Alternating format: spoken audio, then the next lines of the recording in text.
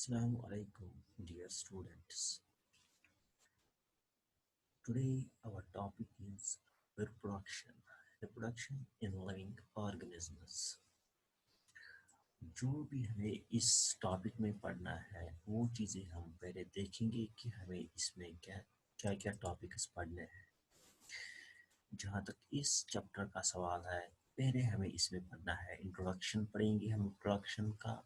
उसके बाद हम टाइप्स पढ़ेंगे, sexual pairing in flowering plants, sexual reproduction in humans, male and female reproductive system, population control, sexually transmitted diseases पढ़ेंगे हम इसमें, और asexual reproduction, उसके methods भी हमें पढ़ने हैं इस टॉपिक में। तो स्टार्ट करते हैं हम आज का ये टॉपिक।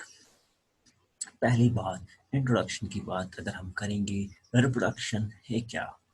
रिप्रोडक्शन का मतलब है ये एक ऐसा प्रोसेस है जिसमें जन्म दिया जाता है नए यंग वंस को, यानी कि अगर माँ और बाप हो, उनके जो ऑफस्प्रिंग्स हो, उनके बेटे हो या डॉटर्स हो, उन सब को जो जन्म लेंगे उनको उस चीज को हम कहेंगे कि ये रिप्रोड्यूस हुए हैं फ्रॉम देयर पेरेंट्स, उस चीज को कहते हैं रिप्रोडक्शन।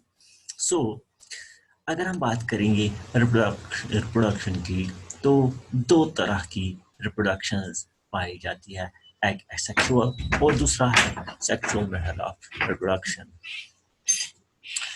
नाउ पहले हम जानेंगे सेक्सुअल मेथड क्या है and asexual method of reproduction है क्या। सेक्सुअल मेथड है वो मेथड जिसमें बाई पेरेंटल, यानी कि दो पेरेंट्स, बाई मीन्स दो, इसमें दो पेरेंट्स इंटरेक्ट करते हैं और फिर जाके यंग वंस पैदा होते हैं। जहाँ तक एसेक्सुअल रिप्रोडक्शन की बात करते हैं, वहाँ खाली एक पेरेंट होता है और उस पेरेंट से ऑफस्प्रिंग्स पैदा होते हैं।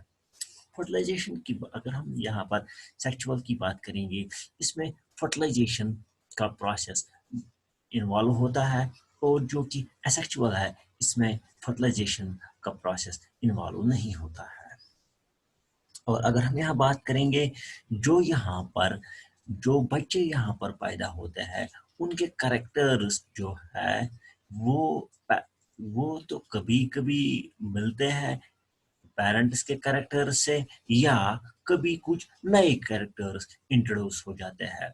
और अगर हम एसेक्सुअल की बात करें, यहाँ पर जो यंग वंस होते हैं वो परफेक्ट अपने पेरेंट जैसे होते हैं, मीन्स कि उनमें कोई भी चेंज नहीं होती है। और अगर हम सेक्सुअल की बात करेंगे, ये इसमें चेंजेस होती रहती है जो कि आखिरकार इवोल्यूशन की तरफ ले जाती है, यानी कि आखिर पर इवोल्यूशन होता है।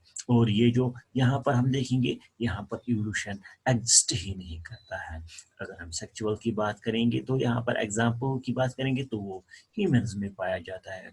और अगर एसेक्सुअल रिप्रोडक्शन की बात करेंगे तो अमीबा में इस तरह की रिप्रोडक्शन पाई जाती है। सो पहले हम पढ़ेंगे सेक्सुअल रिप्रोडक्शन इन प्लांट्स। अगर हम इसकी बात करेंगे, इसको हम ऐसा भी कह सकते हैं रिप्रोडक्शन इन फ्लावरिंग प्लांट्स और एंजियोस्पर्म्स, क्योंकि एंजियोस्पर्म्स ही वो प्लांट्स है, वो ऑर्गेनिज्म है जो कि फ्लावर्स प्रोड्यूस करते हैं। अगर हम बात करेंगे प्लांट्स में, जो इनका रिप्रोडक्टिव पार्ट होता है वो होता है फ्लावर। फ्लावर जो होता है वो बना होता है कई चीजों का, जिन चीजों को हम यहाँ पर डिस्कस करेंगे।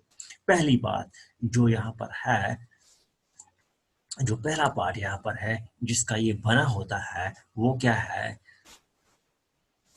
यहाँ पर हम देखेंगे जो पहला पार्ट है वो है पेडिसल। पेडिसल क्या होता है? पेडिसल प्लांट का ये हिस्सा होती है, इस फ्लावर का ये वाला हिस्सा होता है जिसको पेडिसल कहते हैं। और उसके बाद जो एक और पार्ट इस पेडिसल को कनेक्ट करता है बाकी पार्ट्स के साथ, उसको रिसेप्टर या थैलेमस भी कहा जाता है। एक नाम तो रिसेप्टर है, दूसरा नाम इसका थैलेमस भी है। रिप्रोडक्शन पढ़ने से पहले हमें पता होना चाहिए कि फ्लावर्स के जो पार्ट्स है उनके नाम हमें पता होने चाहिए, ऑर्गन्स हम डिफरेंशिएट करने की कैपेबिलिटी हमें होनी चाहिए। उसके बाद हम सेपल्स की बात करेंगे। सेपल्स क्या है? सेपल्स ये वाला जो ग्रीन कलर का प्रेजेंट है, इनको सेपल्स कहते हैं, और जो कलर्ड पोर्शन है यहाँ पर उसको पेटल्स कहते हैं।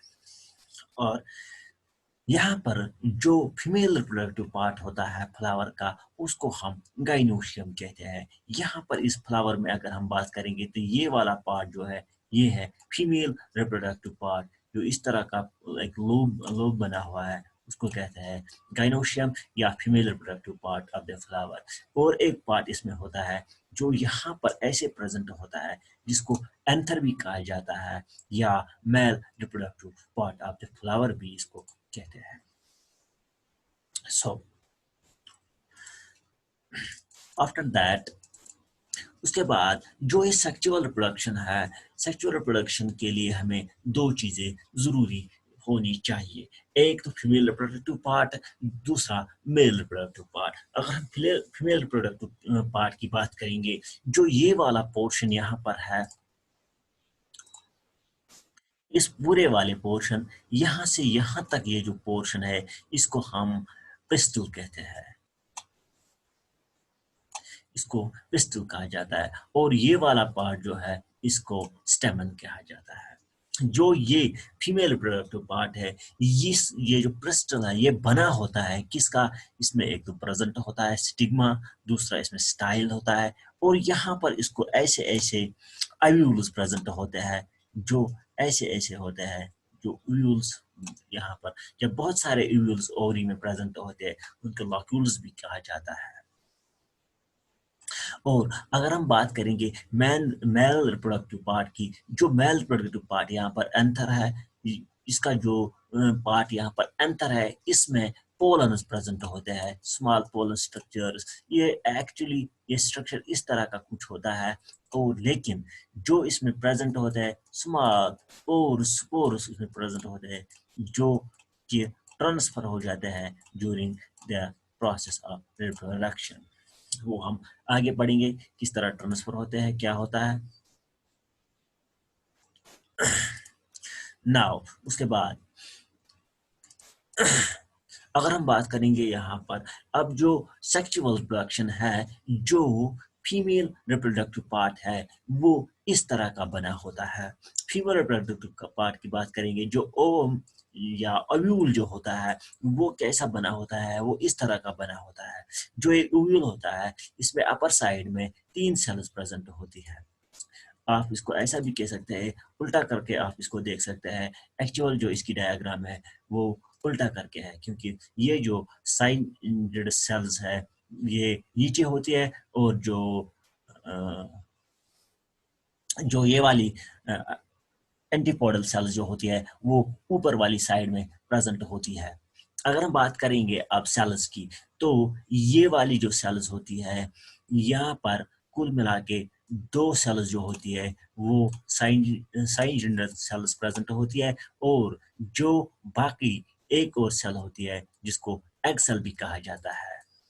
ये एग सेल यहाँ पर एक प्रेजेंट होती है, 2 साइड सेल्स प्रेजेंट होती है, और वही अगर हम देखेंगे यहाँ पर एंटीपोडल सेल्स जो होती है वो 3 सेल्स होती है एंटीपोडल सेल्स। और इन 2 सेल्स के दरमियान एक और 2 छोटे छोटे सेल्स प्रेजेंट होती है जिनको हम पोलर न्यूक्लियस भी कहते हैं। और यहाँ पर हमें ये इस बात का ध्यान रखना होगा, जो ये ओव्यूल होता है ये इस तरह का बना होता है।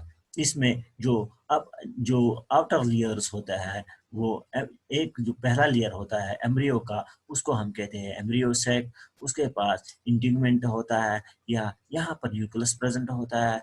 और एक चीज जो हमें यहाँ पर ध्यान रखनी होती है वो माइक्रोपाइल होता है। माइक्रोपाइल जो ओपनिंग यहाँ पर होती है, क्योंकि ये जो इसका इंटीगमेंट होता है ये पूरा कंप्लीट नहीं होता है, ये बीच में से एक जगह ब्रेक होता है। यहाँ पर जिस जगह पर ये ब्रेक होता है इंटीगमेंट, उस चीज को हम माइक्रोपाइल कहते हैं। माइक्रोपाइल का काम क्या होता है? माइक्रोपाइल का काम ये होता है कि जब स्पोर जो है वो यहाँ से ही एंटर हो जाते हैं इस ओव्यूल में।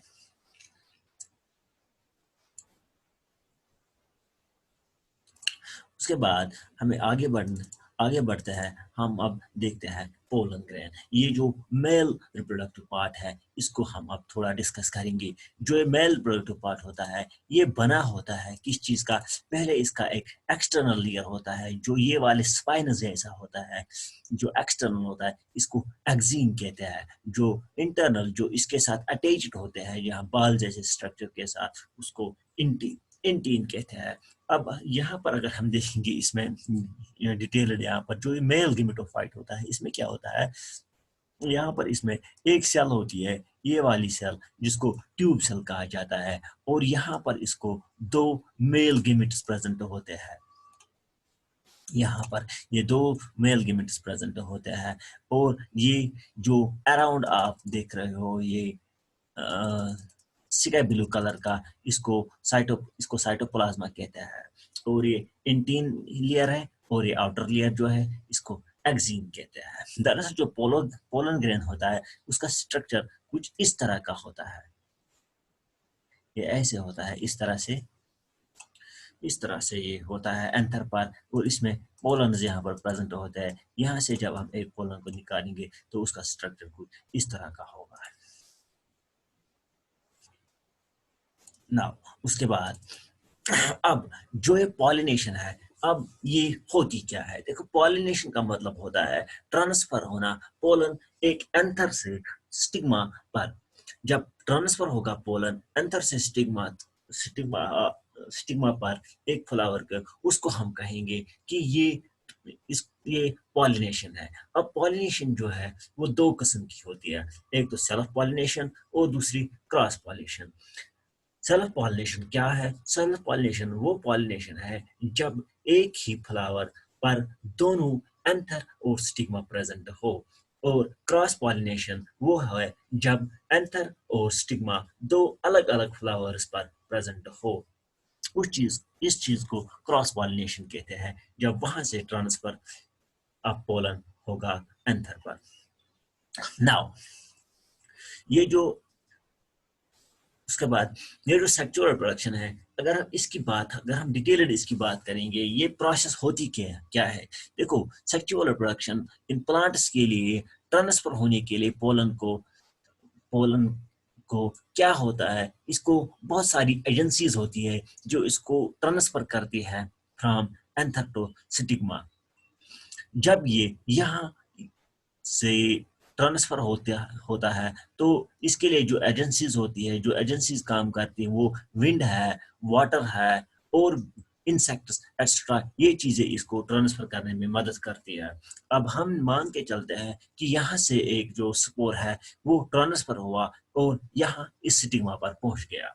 जब ये इस स्टिग्मा पर पहुंच गया उसके बाद क्या होता है वहां पर यहाँ से ये कुछ न्यूट्रंट्स खा लेता है, न्यूट्रंट्स एब्जॉर्ब कर लेता है। जब इसने न्यूट्रंट्स एब्जॉर्ब किए तो क्या होता है? जो इसका आउटर लेयर जो होता है जो हमने वहां पर अभी बात की एक्जीन की तो उसमें क्या होता है? जो एक्जीन का लेयर होता है ये टूट जाता है, ये ब्रेक हो जाता है।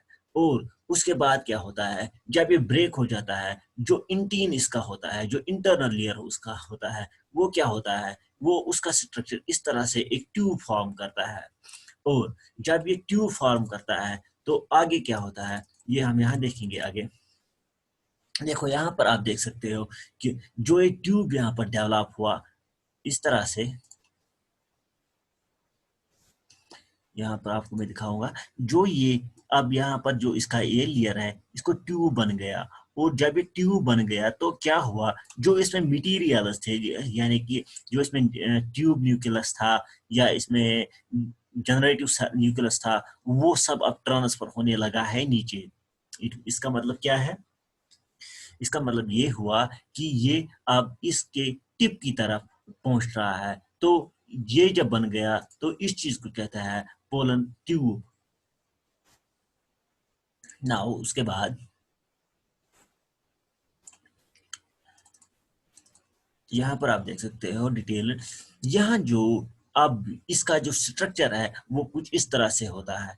अब क्या होता है, जो एक ट्यूब है ये यहाँ से इस तरह से यहाँ पहुंचकर यहाँ से एंटर हो जाता है, यानी माइक्रो फाइल के थ्रू ये जब एंटर हो जाता है यहाँ से निकल कर ये यहाँ ऐसे ट्रांसफर करता है और माइक्रो फाइल के थ्रू एंटर हो जाता है इस ओवरी में। जब ये वहां पर पहुंच जाता है तो वहां पर क्या, वहां पर ये एग के साथ मिल जाता है तो फ्यूज हो जाता है। जब भी उसके साथ फ्यूज हो जाता है तो वहां पर डेवलपमेंट हो जाती है, और जब भी डेवलपमेंट हो जाती है तो वहां पर क्या फॉर्म होता है, एक जाइगोट बन जाता है। यहाँ पर जब ये जाइगोट बन जाता है, एक मेल गेमिट जो था, जो जो हमने वहां देखा था, वहां से एक मेल गेमिट और एक एग सेल यहाँ पर जब ये दोनों मिल जाएंगे तो ये जाइगोट बनाते हैं।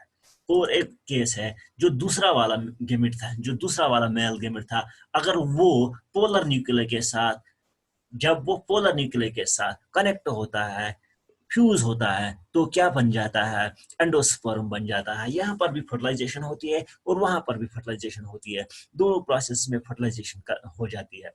लेकिन यहाँ पर जो फर्टिलाइजेशन हो जाती, वहां पर जो फर्टिलाइजेशन होती थी तो वहां क्या फॉर्म होता है, वहां जाइगोट फॉर्म होता है, और यहाँ पर जब फर्टिलाइजेशन होती है तो एंडोस्पर्म फॉर्म होता है। ये जो जाइगोट है ये डेवलप होता है और एम्ब्रियो बन जाता है। लेकिन जब एंडोस्पर्म डेवलप होता है तो ये क्या बनाता है, ये बनाता है साइटोप्लाज्म। यानी कि ये इसके लिए नरिशमेंट का काम करता है, जो एम्ब्रियो है ये उसके लिए खुराक का काम करता है, यानी कि ये डेवलपमेंट के काम आता है। फिर जब इसको फेवरेबल कंडीशंस मिलती है इस जाइगोट को, तो ये ये डेवलप हो जाता है एक सीड में, जिसको रिप्रोडक्टिव यूनिट भी कहते हैं। ये जो जाइगोट होता है ये न्यूट्रेंट का काम करता है इस for endosperm.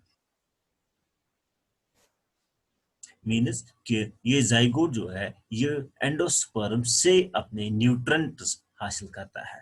Under favourable conditions it develops into A fully grown plant, या फिर ये अच्छे से एक प्लांट बन जाता है। उसके बाद अब हम बात करेंगे सेक्सुअल रिप्रोडक्शन इन प्लांट्स की, कि जो ये सेक्सुअल रिप्रोडक्शन है इसमें क्या होता है, इसमें कुछ जो टर्म्स है उनके बारे में अब हम बात करेंगे।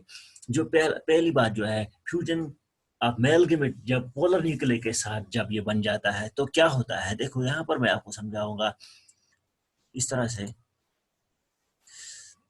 जब ये हमारे पास एक न्यूक्लिया है, एक पोलर न्यूक्लिया है, और ये हमारे पास एंडोस्पर्म है। अगर हम देखेंगे जो ये पोलर न्यूक्लिया है और जो एंडोस्पर्म होता है ये बना होता है दो, ये पोलर न्यूक्लिया जो ये हाफ सेल से बना होता है, यानी कि एक पेयर ऑफ सेल से बना होता है।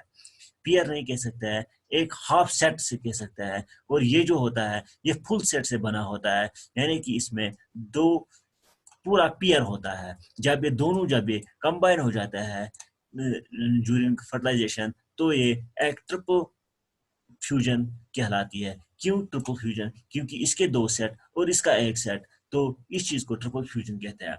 जहां तक डबल फर्टिलाइजेशन की बात है, डबल फर्टिलाइजेशन क्या है, जब एक में पोलर न्यूक्लियर जो है वो एंडोस्पर्म बनाता है, और दूसरे में जब जाइगोट बन जाता है, जब ये दोनों चीजें एक ही प्रोसेस में हो जाती है तो उस चीज को डबल फर्टिलाइजेशन कहते हैं।